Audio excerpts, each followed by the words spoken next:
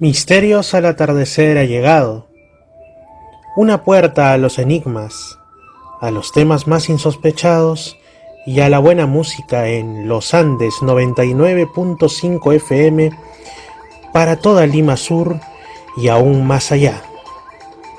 En la conducción, Fernando Chapi Martínez. Sean bienvenidos a Misterios al atardecer. 99.5 Los Andes, Lima Sur, se encuentra con Misterios al atardecer. ¿Qué tal, amigos? Bienvenidos a una edición más de Misterios al atardecer. Vamos a tener una charla sobre temas interesantes con el amigo Ignacio Núñez, Natu, que ya ha estado antes en el programa, también en mi canal Misterio Infinito Perú. Él vive en las cercanías, en realidad en el área rural que circunda la ciudad de Valencia, en España. Y pues vamos a hablar sobre un personaje muy... Ustedes quizá hayan o no hayan, si es que no lo han, pues los invito a que visiten la página Humo Ciencias, así ponen Humo Ciencias, Humo con UMMO Ciencias en el buscador de su preferencia y ahí les va a salir las cartas supuestamente de origen extraterrestre de uno de los casos más extraños, digamos también en cierto modo extravagantes y bizarros, que para algunos es falso, para otros es mitad y mitad, hay muchos cabos sueltos, y para otros es totalmente verdadero, como es el caso Humo, que ocurrió hace ya varias décadas atrás en España y también en otros países, y que pues ha tenido, vamos a decir, ha sido revisitado, ha sido reactualizado en estos últimos años, especialmente por gente del mundo de YouTube y también por algunos testimonios. Así que en el caso de Natu, él ha tenido experiencias relacionadas a esto y bueno, dentro de lo de Humo, los supuestos extraterrestres de este planeta hablan de un personaje que sería un Mogoa, un equivalente probablemente al Jesucristo terrestre. Este va a ser el tema principal, pero vamos a tocar otros más, porque esto es más una conversación que una entrevista o una cuestión parametrada. ¿Qué tal, Natu? ¿Cómo estás y cómo te gustaría iniciar el tema? Muy buenas noches, Fernando, y muy agradecido de estar en tu programa. Saludar a todos de Misterio Infinito Perú, de Misterios al Atardecer, y también quisiera saludar a nuestros hermanos del planeta Humo que vean este programa, pues un saludo y un abrazo cordial. Pues Fernando, mira, para hablar de Humoboa, creo que lo primero que hemos de hablar es de Humo, para aquellos que no lo conozcan.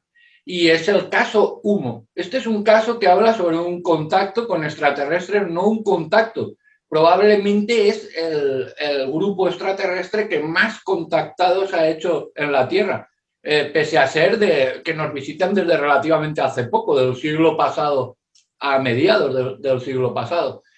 Pues este planeta, el planeta Humo, se encuentra a unos 14 años luz de la Tierra. Y el hecho de que hayamos tenido la humanidad este contacto con ellos se debe a que en los años 30 un barco, creo que era noruego, estaba haciendo unas pruebas de transmisión por radio para alta mar y buscaban lo de lanzar las ondas radiales contra la ionosfera, que rebotara y tal, y comenzaban a practicar aquellas cosas.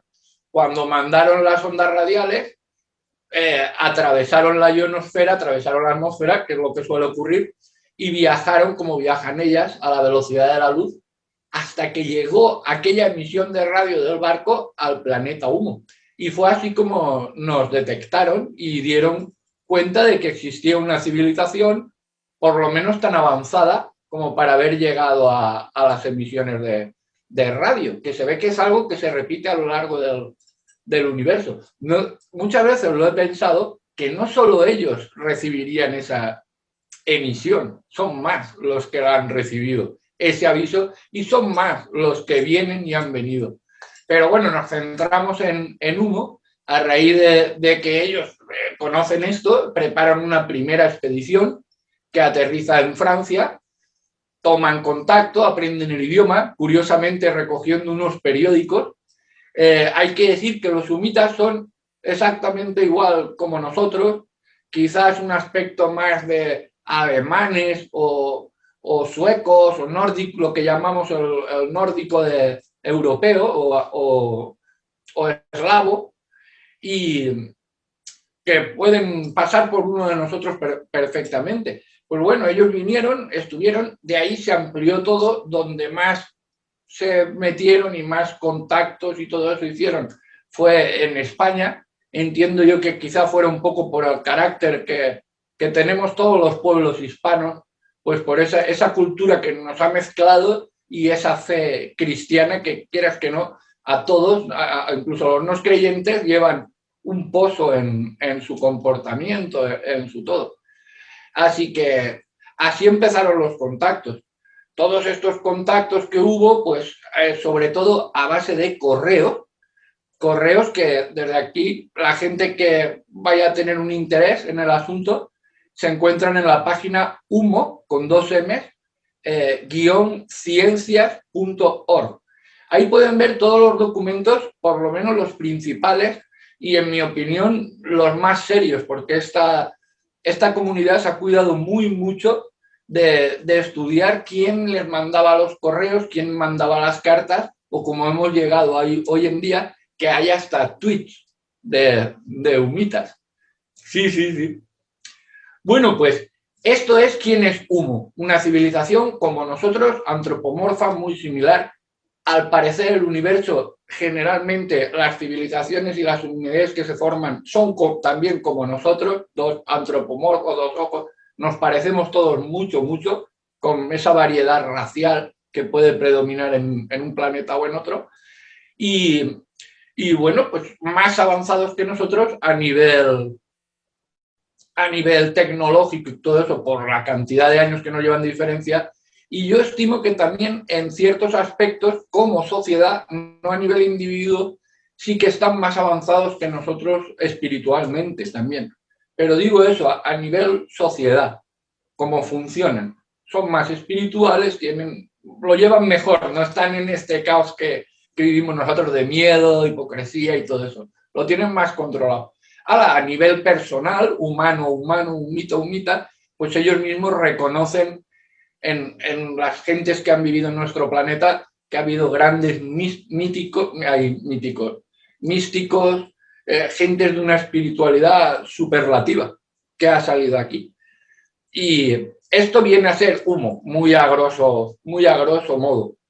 Ahora te voy a decir el por qué yo sí que creo humo, pese a que generalmente por donde entre lo que más abunda es el fraude de humo, siempre, ¿no? Sí, te contaré que justamente me pasó que una persona de las que a veces se comunican por correo, etcétera, me dijo, pero por un video que yo hice de humo hace mucho tiempo atrás, ¿no? Oye, que cómo es posible que creas en eso, si ya fue descartado, y o sea, todavía me lo puso con caritas, ¿no? O sea, como burlándose, ¿no?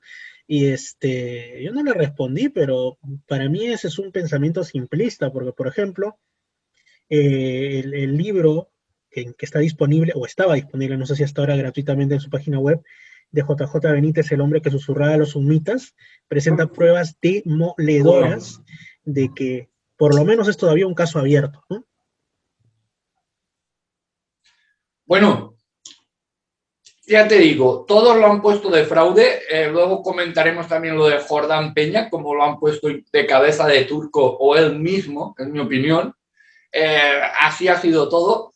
Y yo, pues llegado a este momento, voy a decir por qué conozco yo humo. Y así sabrán por qué yo no creo que ha sido ni un experimento del KGB, ni un experimento sociológico, y imposible que el señor, el abuelito, hiciera todo este trabajo y todo lo que hay ahí.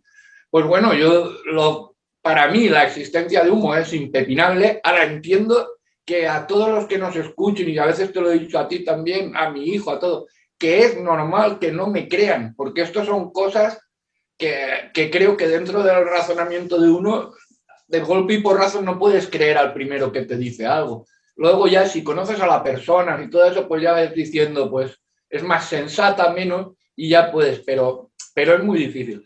Bueno, la situación mía fue que ahora hace 41 años, con 12 años, empezamos a hacer Ouija en casa de un amigo. Bueno, la historia es larga de por qué empezamos a hacer Ouija. No se la recomiendo a nadie, eso por supuesto. De hecho, he de decir que después de todo esto, no por los humitas, sino por unas experiencias Ouija que tuvimos siendo niños de 12, 13 años, ya nunca más las volví a repetir en mi vida y creo que ellos tampoco, porque lleva aparejado, abres muchas puertas y puede entrar lo bueno como lo malo, como todo, y no estamos capacitados, creo yo. Pero bueno, en nuestro caso, eso éramos 3 niños, empezamos a hacer la Ouija y nuestra sorpresa era que uno, cuando le preguntábamos, dinos tu nombre, ¿eres del bien, del mal? Nos contestó humo. No, UFO, dijo primero, UFO, que era como entonces se decía a los ovnis, Unflying Object. Y ahí empezó la conversación. Conversación que, por cierto, era diferente a todas las demás, porque pese a que nos había movido el rodillo de la Ouija en muchas ocasiones, siempre éramos unos tíos muy capaces de mente, pero nunca se movía con la velocidad y la destreza que se movía con las respuestas de este humita. Humita porque a partir de ahí nos dijo que era, le preguntamos, nos dijo que venía del planeta Humo, sin H y con 2 M. Nos burlamos de él porque decíamos, vaya civilización extraterrestre que escribe humo sin H. Claro, no veíamos la repetición de la M y éramos niños, ¿no? Y nos burlábamos mucho. Y también pensar que en esa época ninguno de los 3 sabíamos nada de humo. O sea, absolutamente nada. Estamos hablando de los años, pues hace 41 años, de los años a principios de los 80, finales de los 70, no sabíamos absolutamente nada de eso. Sí que se había hablado en círculos ufológicos, lo que fuera tal, pero nosotros de niños ni sabíamos. Y mantuvimos con ellos durante 3 tardes de viernes, a la hora que ellos nos decían, mantuvimos aquellas conversaciones.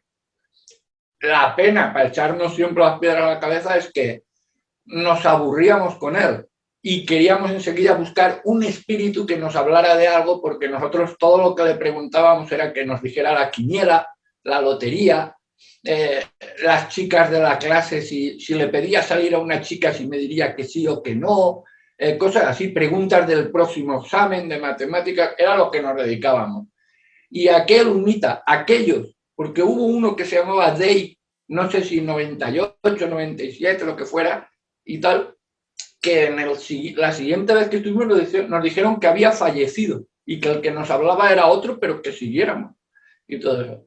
Y bueno, el caso es que a esa edad nos aburría mucho, no le hicimos ni caso, nos hablaba de política, términos religiosos, filosóficos, y lo que sí de esas conversaciones más me impactó es que él dijo que nosotros también Jesús lo matamos en la Ouija. A partir de ahí también recuerdo preguntarle por ¿Dios existe? Cosas de esas que éramos niños y le preguntaba. Y empezó a girar, en vez de contestarnos, pues empezó a girar todo aquello, a dar vueltas, tal y tal. Pero aquella frase de Jesús, nosotros también lo matamos, se me quedó. Y no solo que se me quedó, es que se me vino a recuperar en la vida. ¿Por qué? Porque a partir de esos contactos, como nadie te cree, como tal, te lo callas. Y te quedas ya como una experiencia que has vivido, pero como mucho la puedes tratar con los 2 amigos de toda la vida que estábamos allí 3, ¿sabes? Y eso se cayó. Hasta que con el paso de los años, y ya estando yo en la universidad, esperando a un amigo en un piso a que saliera de la ducha para irnos de fiesta por ahí, miraba los libros que tenía y tenía uno de fotografías de extraterrestres o de naves, no recuerdo el título. Pero ojeando el libro mientras el otro se duchaba, salía la foto del ovni de Aluche o San José Bandera, no sé, que sale el símbolo de humo perfecto y tal. Yo ni sabía de humo, pero tan buena era la foto que me quedé a leer aquello. Y va y ponía, entre los que más contactos han realizado y tal, se encuentran los humitas, sin H y con 2 M, procedentes del planeta Humo. Y entonces, claro, para mí fue un shock, porque con 20 años, no lo sé, de repente veo lo que a los 12 habíamos estado tratando por la Ouija y todo, y que ya lo había aparcado en mi memoria porque era como algo inútil de tratar con los demás.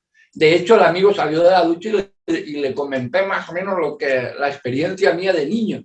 Pero claro, se quedó tal que no fuimos de fiesta, ¿sabes? No seguimos ya hablando del tema, ya dijo tal.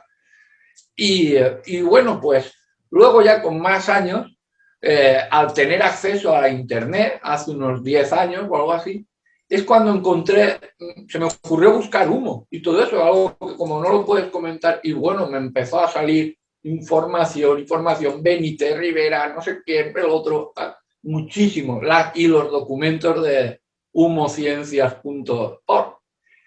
Y en estos documentos pude leer sobre aquella frase de Jesús, nosotros también lo matamos, ¿no?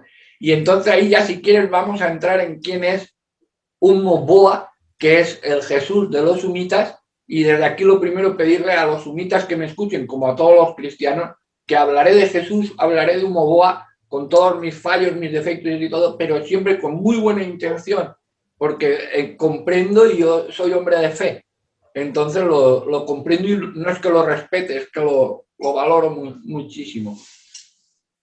Pues, excelente, Natu. Entonces, pues adelante. Humoboa, para empezar, o Woa, según las cartas humitas, es la forma que tienen ellos en su idioma de denominar a Dios, ¿no? Tienen varias palabras que ellos las ponen en mayúsculas y al costado ponen el significado aproximado o exacto en lenguaje terrestre, ¿no? Por ejemplo, Wam sería el universo, Woa sería Dios, o Enmi sería ser humano, Humoboa sería algo así como Dios de humo.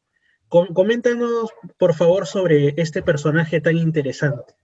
Pues, mira, Boa para los humitas es Dios. Esto en los documentos viene que lo llamativo es que ellos dicen que cuando llegan a nuestro planeta, lo que más les sorprende, y fijaos que este es uno de los planetas, todos lo dicen, de los más sorprendentes del universo por nuestra diversidad y también por nuestra barbarie como civilización. Pues a ellos lo que más les sorprendió de todo lo que pudieron ver y que les sorprendió más de lo que han visto en otros planetas habitados con los cuales también han contactado, fue Jesús de Nazaret.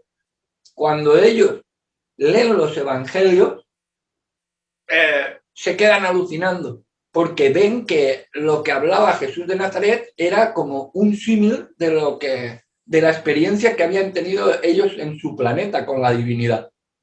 Lo mismo. Entonces, para ellos es un shock tremendo y dice que se ponen a estudiar todo, apócrifo, la Vulgata, la Biblia no sé qué, homilías, porque, claro, les llama muchísimo la atención y mandan todos estos textos cuando vuelve la primera expedición a su planeta, a Humo, se van con ellos para que los estudien allí los filósofos, los religiosos y todo. Pues entonces la comparativa es, para ellos, Boa es Dios. Es ese Dios como entendemos nosotros como centro del universo, como yo como cristiano, como leyente del libro de Urantia, lo reconozco, porque soy seguidor de Jesús de Nazaret y él me dijo que lo debe entender como mi padre. Y Jesús hablaba de nuestro Padre y todo eso, pero también lo entiendo como un centro universal de todo, de lo que existe, lo que veo, lo que no veo, todo está en Dios, o como diría un humita, todo está en Boa. Y entonces el caso de Humo Boa es, digamos, si nosotros tuvimos en Jesús a Dios encarnado en la tierra, pasando la experiencia vital de cualquier ser humano, y naciendo de mujer y con sus padres, con toda la experiencia, nació, creció y murió aquí en la tierra, y murió, como él dijo, bebiendo hasta la última gota del cáliz, porque no se echó para atrás, aún viendo que su muerte cómo iba a ser. Él cumplió y dijo, lo paso todo como lo pasaría cualquier ser humano. Pues ellos, en el caso del planeta Humo, tienen más años como civilización de nosotros. Ahora ya están en ese planeta, digamos, monocapitalino, ya no son muchos países divididos, sino que funcionan todos como una hermandad planetaria completa, con un idioma común, que es a lo que tendríamos que aspirar para poder comunicarnos, y esa religión común. Pues a ellos les apareció en una época muy mala que tuvieron, como la época que parece que nos metemos ahora nosotros, de degeneración, de barbarie, y que va increciendo, ¿no?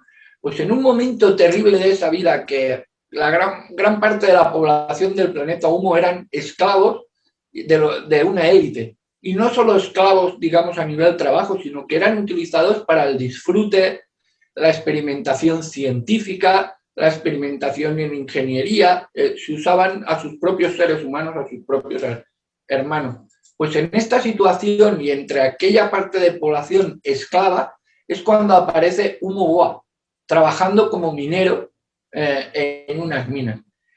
Y empieza su predicación, como hizo Jesús, a una edad de unos 20 y tantos, 30 años, comienza allí su predicación.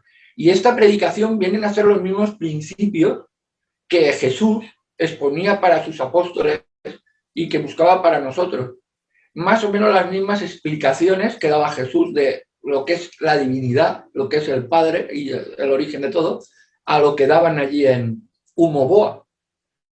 Y claro, esto es, para ellos, cuando vinieron aquí, les resultó lo más sorprendente de todo que tuviéramos a Jesús de Nazaret. Y para mí, conforme los voy conociendo y lo que he podido estudiar de ellos, de entre todo, que hay muchísimas cosas que me sorprenden, porque ellos han contado detalles de todo, de su sociedad, de sus ciencias, sus matemáticas, filosofía, arte, construcciones, vehículos. Han explicado de todo, pero a mí también lo que más me llama la atención es Humo Boa, cómo tuvieron este Jesús. Que eso ya, si quieres, conforme vayamos, me preguntas o vamos hablando de qué puede hacer, cómo no, lo que tú quieras.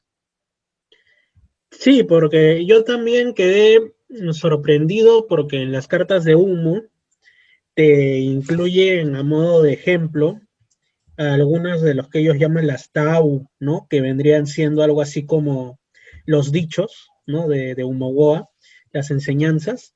Me hace recordar mucho de la forma de dichos que había, por ejemplo, en el Evangelio Apócrifo de Tomás, ¿no? Jesús dijo así, algo similar, sin ser exactamente igual.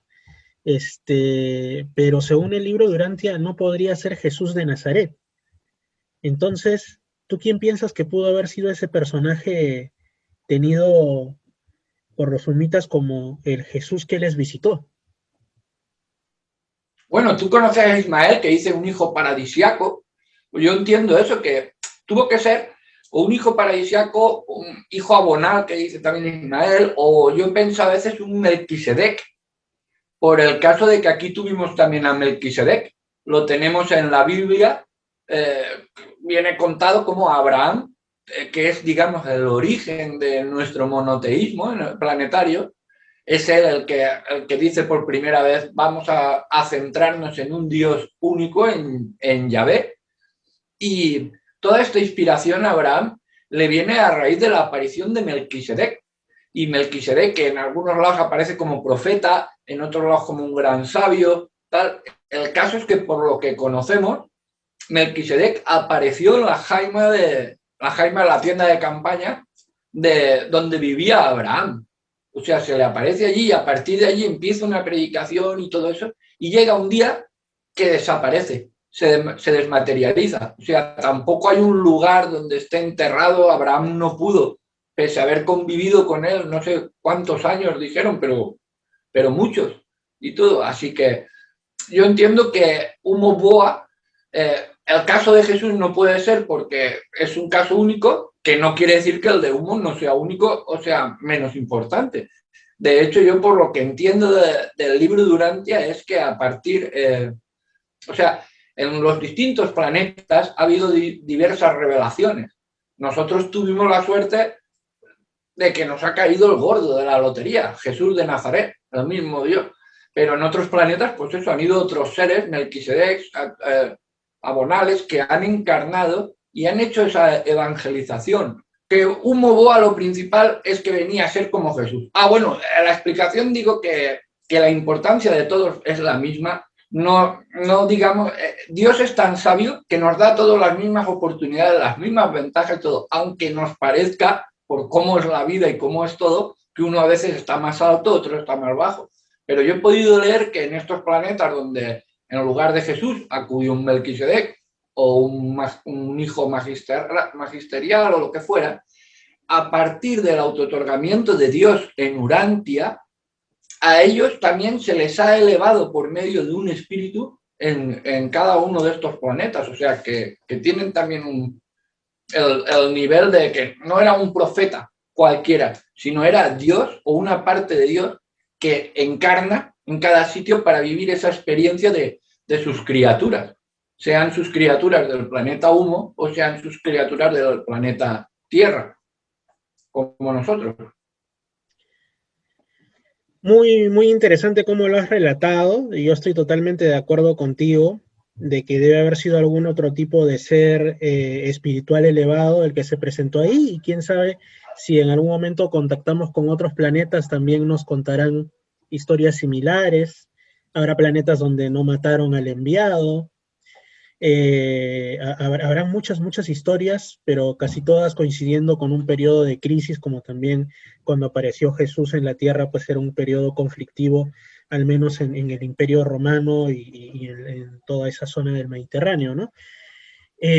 Pero también en el sitio Humociencias nos hablan de otro planeta. Hay uno que su nombre es casi impronunciable, que de hecho si tú le dices este nombre a alguna persona, te va a decir salud o te va a decir si estás bien, ¿no? Es el planeta, si lo deletreamos sería URLN. Ahora amigos que están escuchando, por favor intenten pronunciar URLN. URLN. Exactamente, ¿no? Entonces suena como cuando casi me ahogo de chiquito en una piscina, ¿no? Una cosa así. Pero con el respeto que se merecen, este es un caso que a ti te interesa bastante, ¿no? O sea, que está consignado en una carta que también está disponible en el sitio de humociencias.org. De hecho, yo he leído esa carta, creo que un par de veces, 3 veces como mucho, pero tú sí le has cogido especial cariño. A ver si nos puedes contar un poco de qué va el misterio. Bueno, ya sabes cómo es mi cabeza para nombres y eso, pero sí que tengo en mi cabeza lo que es la idea de esa historia. Es lo principal. Es decir también que, así como del planeta Humo, ¿sabes? Yo entiendo que nadie me crea, pero sí entender que yo lo creo por mi experiencia con humitas, entonces nadie me puede decir, cuando yo leo que era un plan de la KGB o algo, digo, pero ¿cómo la KGB podía mover la ouija a 3 niños que no sabíamos nada, 3 días? O sea, por ahí lo tengo muy claro. Con el planeta Ur y el caso de don Francisco Atienza, ese nombre sí que no se me olvida, le tengo muchísimo cariño, y ese caso yo no tengo ninguna prueba ni nada.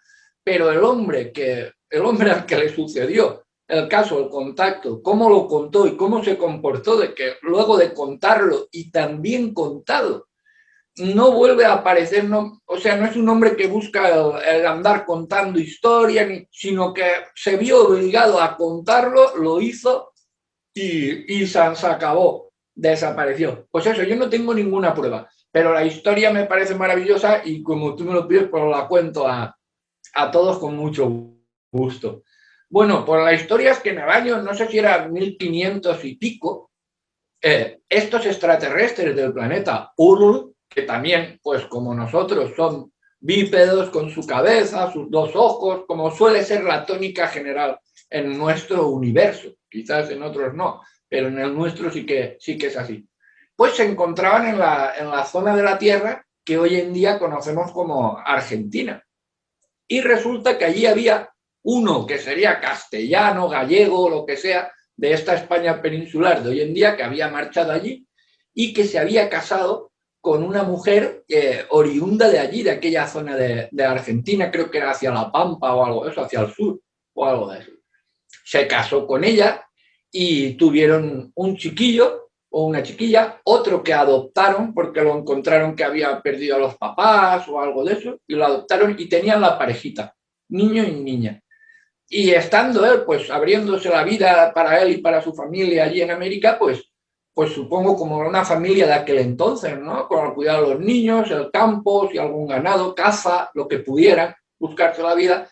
estos extraterrestres del planeta Ur habían aterrizado allí, estaban cerca por temas de estudio y tantas veces se veían y se coincidían que al final llegaron a tener una relación, y una relación que tuvo que llegar a afectiva, porque tengamos en cuenta que estos extraterrestres, los que son, es como la Tierra, los hay buenos, los hay malos, los hay con alma, los hay desalmados.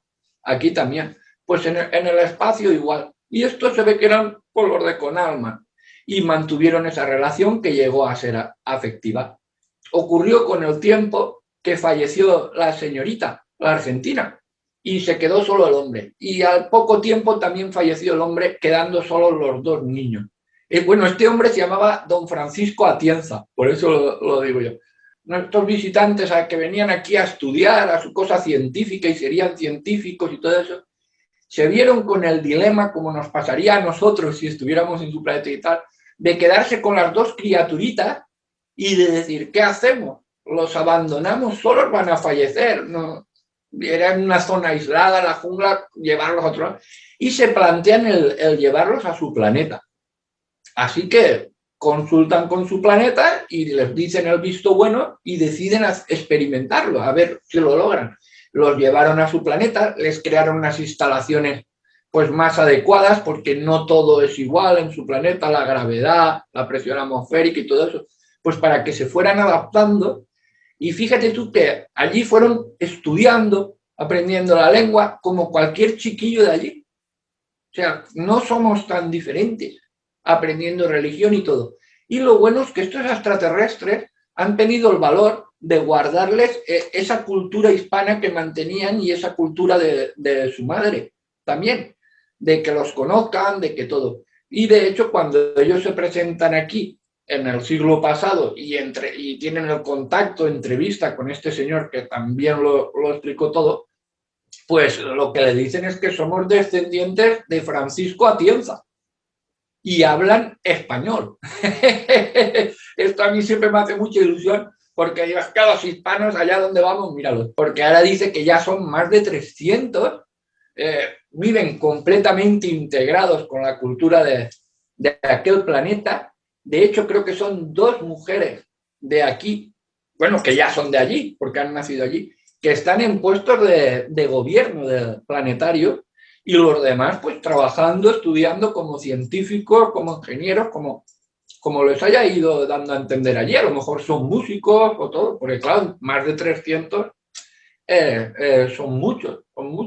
Y por eso ese caso de extraterrestres me llama mucho por el asunto de que son hispanos. Digo, ostras, que pueden bajar y podemos hablar con ellos perfectamente. O sea, me hace pues mucha ilusión.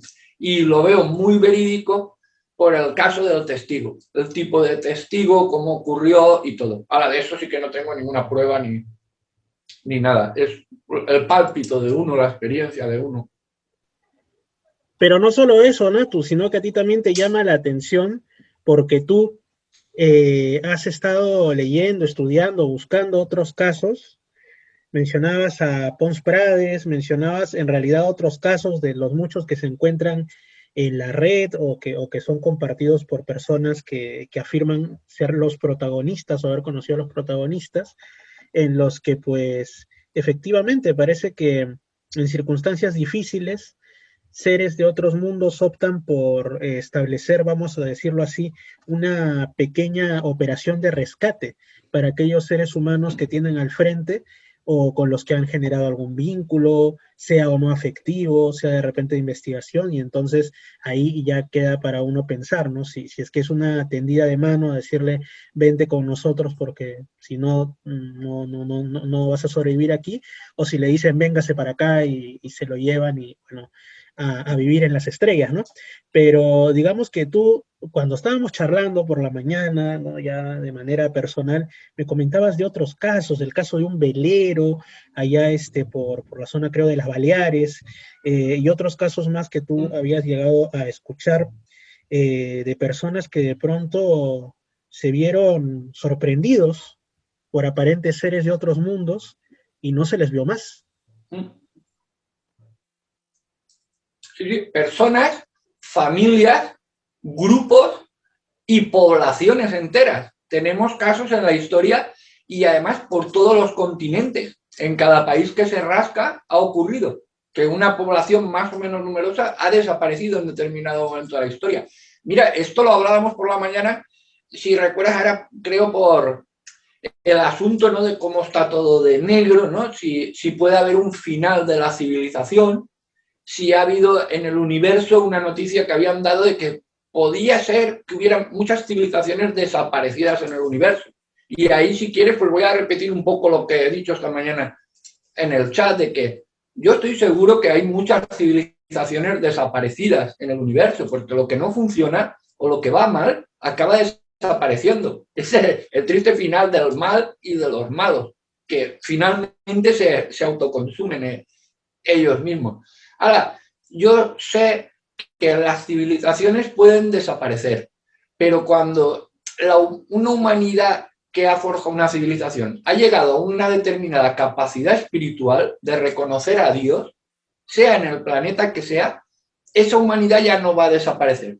Quiere decir que la salvaguardan de alguna manera, bien guarden muestras genéticas, espermatozoides, óvulos o lo que sea, por tener una reserva si ocurriera algo.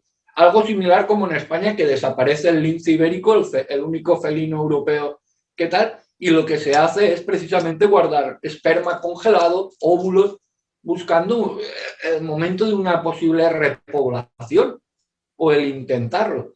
Y esto se ve que para nuestro Padre no se desperdicia nunca nada bueno. O sea, cuando un primate, digamos, sea del planeta que sea, llega a pasar de primate a hombre, no es cuando anda más erguido o menos o esto, sino es cuando tiene esa capacidad de reconocer a Dios, eso que ni ves, ni escuchas, ni nada. Y sí que los primates, no todos, claro, hay monos, hay chimpancé, gorila, pero en nuestro caso somos de ese tipo de primates que hemos pasado a ser hombres por nuestra capacidad. Pues eso ya no se pierde nunca. Y entonces a mí me lleva a pensar, por ejemplo, en casos de esas desapariciones o bien un particular, una persona que desaparece, se le llaman abducciones, o simplemente la policía lo deja como que no se sabe, son desaparecidos. Hay miles y miles en cada país, muchos eran asesinados, tal, pero otros pueden ser estos casos. Y hay casos, como comentamos, de una población maya que hace muchos años, eso yo era muy jovencito, pues desenterrando en la jungla, porque era todo jungla, encontraron una ciudad maya que estaba tapada por la jungla. Y lo que más llamaba la atención es que daba la impresión que esa población se había abandonado, la población había desaparecido de golpe y porrazo, porque estaban dentro de las casas los aperos, los cacharros, de la cocina, de todo, como que nadie había recogido cosas, como se abandona un pueblo, una ciudad, que va desapareciendo la gente paulatinamente y se suele llevar todo lo de valor, no lo abandonan ahí. Y sin embargo, estos casos son que desaparece todo. Y luego lo uno a casos como, por ejemplo, un caso que hay de la guerra civil, de unos que huían, pues, de la población civil, conforme el frente avanzaba por un lado o por el otro, daba igual el bando. La población civil tenía que esconderse, echarse al monte por el miedo a ser saqueados, fusilados, lo que fuera. Y como en un caso de una población con abuelos, niños, todo que estaban a la orilla de un río acampado, en el momento que se ve comprometido porque avanzaban unas fuerzas militares hacia ellos, estos extraterrestres deciden llevárselos a todos y se los llevan. Y son casos que los cuenta, lo contó, creo que es del señor Pons Prades, el caso que creo que viene ahí. O casos como hablaste tú uno al norte de Canadá, los Inuit, creo que es. Yo también he escuchado el caso de la famosa aldea Anjikuni, que algunos dicen que es cierta. Yo la leí por primera vez hace muchos años en la cuestionada revista ya desaparecida también Reporte OVNI de México, que hay gente que dice, no, ese caso nunca pasó, pero hay otras personas, como el del blog que te pasé, que es una persona escéptica y aún así reconoce que el caso puede tener visos de realidad porque se ve como que es algo, o se asume que es algo ocurrido en los años 20 o 30, y los escépticos dicen que los primeros reportes son de fines de los 50, pero eso es falso.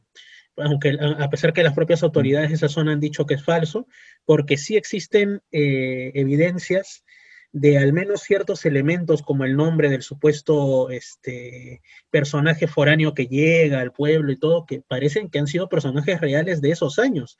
Entonces, ¿por qué alguien inventaría algo tan macabro, Claro, ¿no? O sea, con lo que no va a ganar nada? Entonces, son cosas que dan para pensar y que yo por lo menos lo dejo en la arena de lo difícilmente investigable, obviamente, porque nadie va a irse al lago Anjikuni en el Círculo Polar Ártico, pero al menos dentro de lo que bien podemos hecho. considerar como posible, ¿no? Claro, es que por lógica dices, no lo puedo catalogar ya como una farsa, como tantas farsas hay, porque dices, ¿por qué un tío eso en los años 20, que es un cazador o algo, cuando se desplaza a la zona a cazar, que conoce el pueblo, va, lo encuentra vacío y encuentra eso, los cacharros de cocinar, la mesa puesta en las casas, nadie se ha llevado nada, todo está por allí, las puertas abiertas, todo está. Lo único que no hay es ni una persona, ni mayores ni pequeños. Entonces yo entiendo por qué una persona va a inventar eso, volver a, digamos, a la otra población masiva y contarlo, oye, que no hay nadie, que no, y que sea una mentira o tal, ¿sabes? Son casos muy extraños. Y el caso que has comentado antes del hombre el marino en Baleares, bueno, esto es un caso que no recuerdo su nombre ni nada, pero era un hombre que iba de aquí, de la costa de Levante, a las Baleares, a Palma de Mallorca y Ibiza, está muy cerca. Una noche, mediodía de navegación aproximadamente, de costa a costa, en los puntos cercanos. Y este era un hombre que era marino de profesión, que aparte como hobby disfrutaba de la navegación a vela y hacía estas travesías, él por aquí, por el Mediterráneo, a solas. Entonces su desaparición es muy gorda porque él está realizando la travesía a Ibiza o a Palma de Mallorca, por la noche llama por radio, ya te digo, era un hombre, un profesional, un hombre de su familia, normal, que nunca nada. Esa noche llama por la emisora pidiendo auxilio, que ve unas luces volando por alrededor del barco que le van molestando y que está alucinado el tío, y que ve como unos monos en el agua, unas siluetas como de monos en el agua y que le habían dado golpes en el casco del barco y todo. Que iban a... Claro, esto es alucinante. Lo más alucinante es que el tío desaparece, ¿sabes? Entonces, claro, dicen, pues o se suicidó o un golpe de mar, como viajaba solo, imagínate una ola, lo saca del barco, pero un marino, eso es muy extraño. Y sobre todo, ¿por qué un hombre normal, si es verdad que se iba a suicidar, va a hacer una llamada primero a la emisora por emergencias pidiendo el socorro, que hay luces, que hay unos monos en el agua, un tipo de mono o algo así, ¿sabes? Son cosas muy que dices, bueno, puede ser mentira, pero desde luego casi me parece más lógica la explicación de que a ese hombre algo o alguien que no conocemos lo abdujo, se lo llevaron, que no creerme que se va a suicidar y hace esa llamada de que hay unos monos en el agua y unas luces. Bueno, he escuchado a periodistas dar explicaciones en aquel entonces de que probablemente los periodos que él pasaba solo en el barco, pero dices, qué tontería, iba a Baleares, acabaría de salir de su casa, haría 4, 6, 8 horas, ¿sabes? Era una cosa así. Así que yo sí que veo eso, que se llevan a gente fuera y supongo que ha pasado, y en el planeta Ur, pues por el testimonio lo veo muy creíble, es que era muy, muy bueno, muy bueno. Y Ajá. entiendo también que esos descendientes de Francisco Atienza hayan querido y quieran venir a la Tierra a conocer, a estudiar, a todo. Y también la explicación de por qué no se juntan con todos nosotros, por qué no.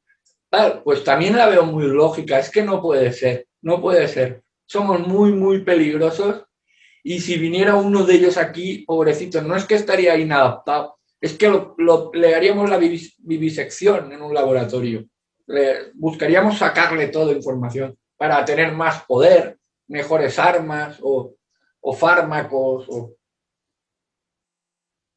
En general, es así, demasiado Sí, interés. de hecho, si nos ponemos ya, digamos, en el punto más crédulo para algunos de esto, ¿no? Si dejamos por un rato el sano escepticismo que siempre debe haber, pues, y consideramos que todos estos casos narrados son verdaderos, el de Anjicuni, el del velero, el de URLN y muchos otros que hay, podemos concluir que lo que yo te decía minutos atrás, ¿no? Que sospechaba que no siempre, digamos, se trata de una invitación generosa, digamos, respetuosa, de ven con nosotros porque, no sé, se te viene la lava del volcán encima o hay una inundación y vas a morir ahogado, ¿no? Sino que a veces la cosa va contra la voluntad de la persona, ¿no? Como es el caso del velero. Por ejemplo, hasta con lo de Anjikuni, ¿no? Que supuestamente era, como digo, una aldea inuit esquimal que la encontraron desierta y hasta que algunos dicen que con los perros congelados y todo el tema, este, pues podemos decir quizás se les avecinaba algo malo, pero con lo de este velero, con el personaje, el marino, pues no. ¿Qué reflexiones harías al respecto también, Natu? Pues yo la reflexión que hago es que Jesús nos dijo, como es arriba es abajo. Y yo eso entiendo en muchas cosas. Igual que entiendo, por ejemplo, que la Trinidad para mí, por ejemplo, refleja una familia y entiendo que la base de cualquier sociedad, civilización, es la familia, como es arriba es abajo. Eso ya es cosa mía y eso. Pues entiendo también que como es arriba es abajo, hay buenos y hay malos. A nivel espiritual, cualquier creyente, sea musulmán, judío, católico, adventista, lector del libro Urantia, de cualquiera que sea de las principales religiones y revelaciones de nuestra historia, todos ellos reconocemos lo primero al extraterrestre, porque todos reconocemos como un Dios que vive en los cielos. El mismo Jesús, su reino es en los cielos. Y sabemos, tenemos tanto musulmanes, judíos como todos, conocemos a Lucifer, a Satanás, que son seres que siendo espirituales, se rebelaron contra Dios. O sea que como es arriba es abajo, los hay malos.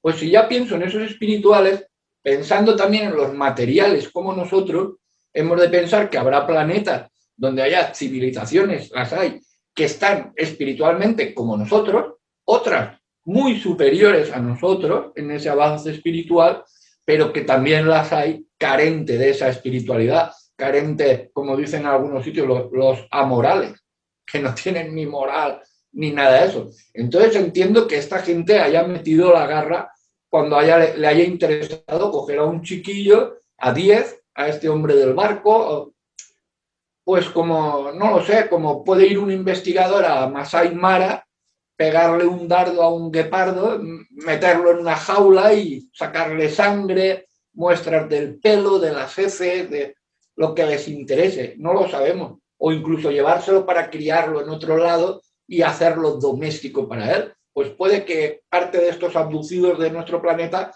estén ahora criados no como en el planeta Ur, los descendientes de Atienza, sino que estén criados para esclavos de otros planetas o para experimentación biogenética. Eso que ahora aquí, que cada vez también nos hemos hecho más materialistas, fíjate cómo avanzamos hacia eso como locos, sin miedo ninguno. Yo creo que hay gente de planetas que son buenos, de naturaleza, y gente que no. Y en esos mismos planetas buenos los habrá más buenos, más malos, más tal, como en todo. El universo es una variedad, digamos, que se repite en unos aspectos, en lo espiritual, en el avance y todo eso. Pese a toda nuestra diversidad, al final llevamos, digamos, un mismo camino, como si echaras a rodar muchas pelotitas, pero las que valen son las que botan en una dirección, y las que se te van para afuera, pues eso, ¿sabes? ¿Qué vamos a hacer? Recoger las que te interesan. Pues así pienso que será. Sí, Natu, y para quienes nos escuchan en la radio, no pueden ver la imagen, obviamente, pero detrás tuyo hay una bandera de España a la que tú le has pintado una cruz en azul. Me imagino que es por lo que en el libro de Urantia dicen que somos el planeta de la cruz, pero también hay unos símbolos Sí.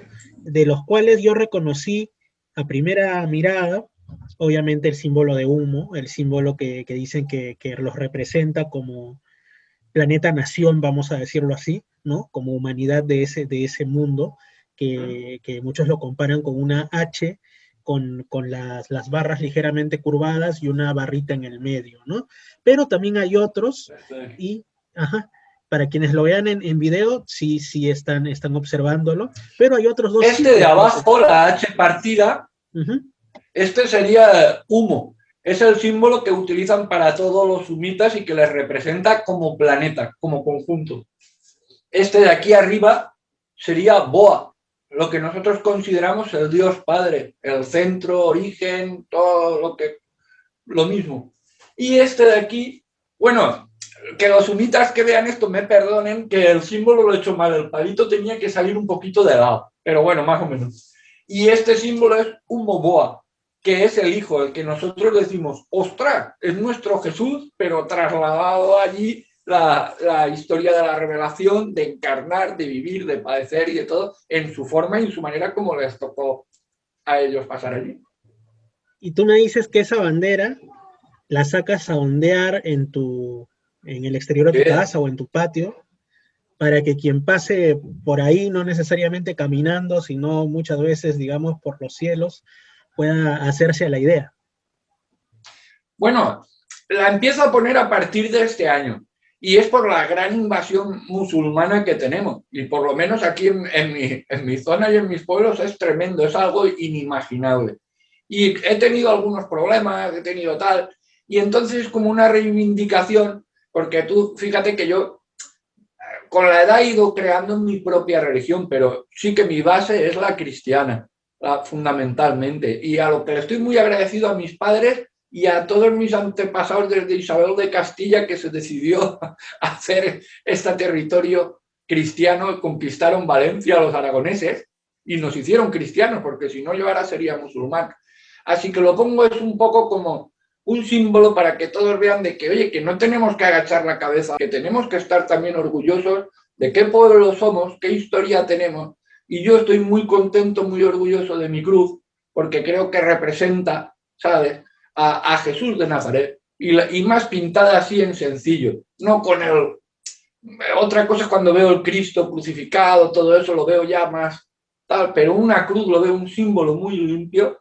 Y también como soy lector del libro Durantia y creo en esta revelación, porque la encuentro fantástica y se me acopla, pues ellos también dicen allí que nuestro planeta, por lo que ocurrió aquí al Dios, no nuestro, sino de todos los planetas, pues ha quedado marcado como el planeta de la cruz. Y digo, pues yo lo pongo la bandera y todo, así los que pasan ven que aquí hay un cristiano viejo que aguanta y que resiste. Así que por las mañanas hizo la bandera con una caña de pescar, ya ves, pero queda muy bien, queda muy bien. Qué bueno, Natu. Bueno, entonces ha sido muy agradable conversar contigo de estos temas. Te mando un fuerte abrazo y simplemente si deseas añadir algo, pues adelante. Agradecerte a ti y a todos los que hayáis escuchado hasta ahora, porque yo sé que lo que he dicho es el contenido es demasiado gordo, tampoco yo soy muy capaz a la hora de expresarme y todo, y cuesta, pero sí les aconsejo a todo el mundo pues que busquen los documentos en humo-ciencias.org, los que estén interesados verán que es fantástico todo lo que allí viene explicado y muy interesante a nivel hasta cómo están decoradas las casas, cómo son los trabajos, cómo la alimentación, pues eso lo recomendaría a todo el mundo. Y luego ya los que estéis interesados en Jesús, como es mi caso, pues yo deciros que toda la vida he buscado a Jesús, he leído todo de él, apócrifos, canónicos, todo, lo bueno y lo malo, porque también he publicado mucho malo de él, pero que me llegó con más de 40 años el libro Durantia y lo considero una revelación epocal, porque realmente cuando me leí la cuarta parte, que es la vida de Jesús, pues se lo recomiendo a todo el mundo. Es la vida de Jesús más maravillosamente explicada y más fantástica que haya encontrado nunca. Es soberbia, una maravilla. Y a los que sean lectores de los caballos de Troya, que hay muchísima gente, pues decirles, mirad, yo también leí los caballos Si los caballos os han parecido buenos, si los caballos os han influenciado, buscar el original, que ya sabemos todos cuál es, el libro de Urantia. Y eso, muchas gracias a ti, muchas gracias a todos, adiós y un abrazo a nuestros hermanos del planeta Humo y del planeta Tierra, a todos.